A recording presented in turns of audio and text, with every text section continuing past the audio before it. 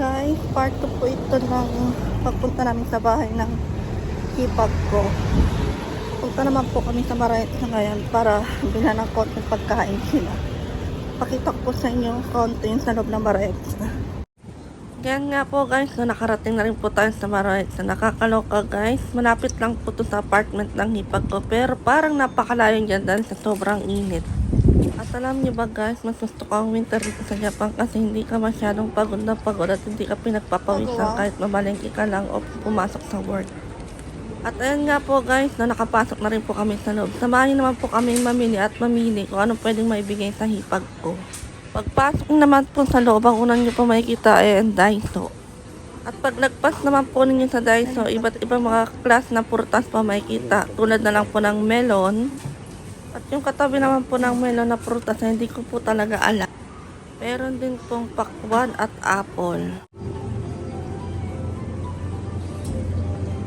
Sunod naman po namin tinignan ay ang sashimi at sushi. Isa nga rin po ito sa paborito kong kinakain, ang sashimi at sushi.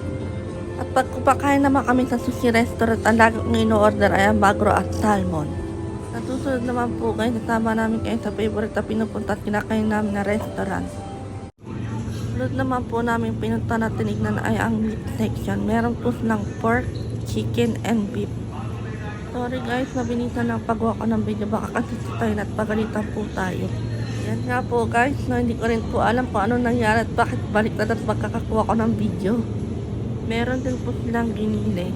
At dito naman po sa section na to, meron po silang chicken nugget, mashed potato, ham, hotdog, hamburger at marami pa pong iba.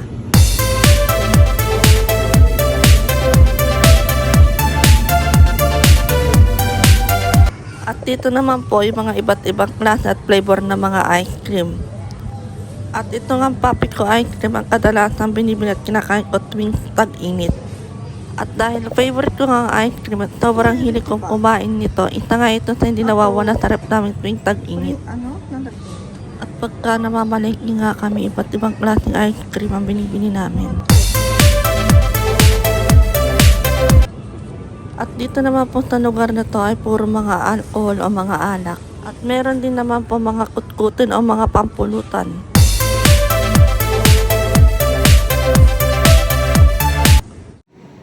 Pagkatapos naman po namin sa mamalengke at may abot sa hipag po yung mga grocery. Punta naman tayo sa ukay na lagi nang pinupuntahan dito sa Warabi. Mga mura po rito. Actually, halo po siya, brand new at mga gamit na. Ayan po, may mga alcohol, sabon, payong, halo-halo po rito, sombrero, mga unan, may pillar din po. Ang cute niya, oh, Hello Kitty. Mga raincoat, mga bag din po meron po rito. Ito po mas mga mura po, 50 pieces na po siya, 250 yen. Ito rin po, ilan ba naman ito, 150 yen lang din po siya, naka-sale. Iba't ibang klase po.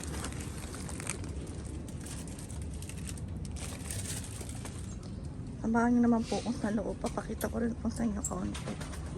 Po, may mga putong din po, mga higaan, unan, mga cover po ng putong.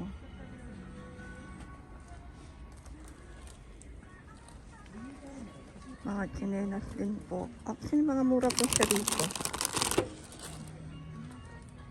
Mga mat. Unan, towel po. Iba't ibang klaseng mga towel po.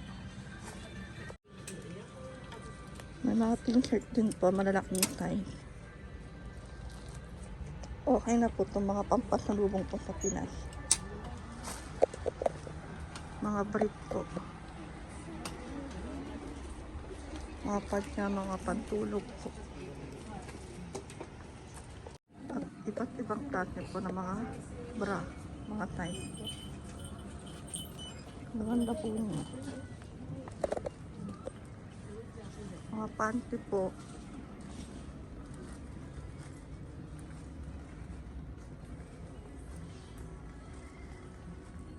Apron po.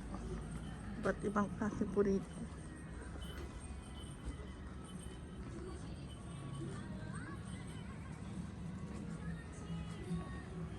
Mga pants po.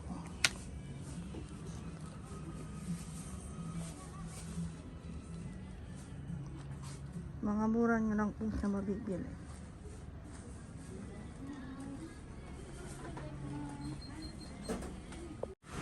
Ang cute po ng mga medyas. May cinnamon roll, Hello Kitty, may Melo.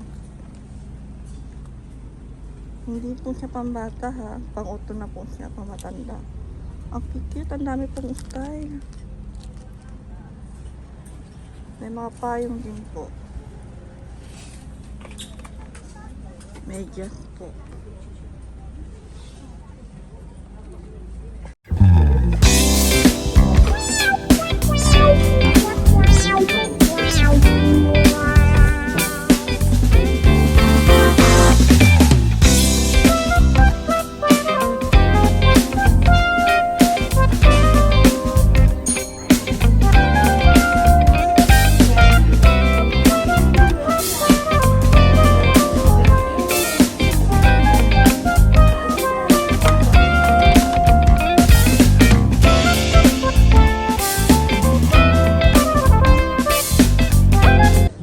At sa sobrang pagod at gutom namin, dito na lang po namin napiling kumain sa Matsunoya.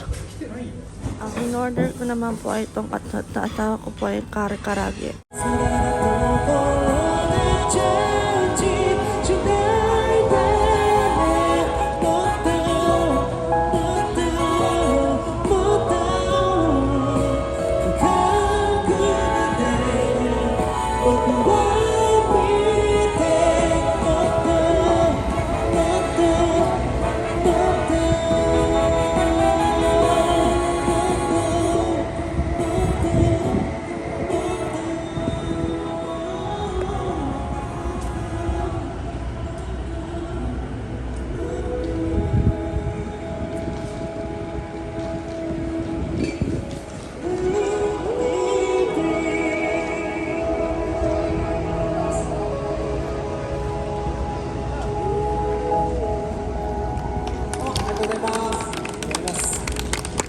Guys, maraming salamat po sa pagsama sa aming araw at panonood.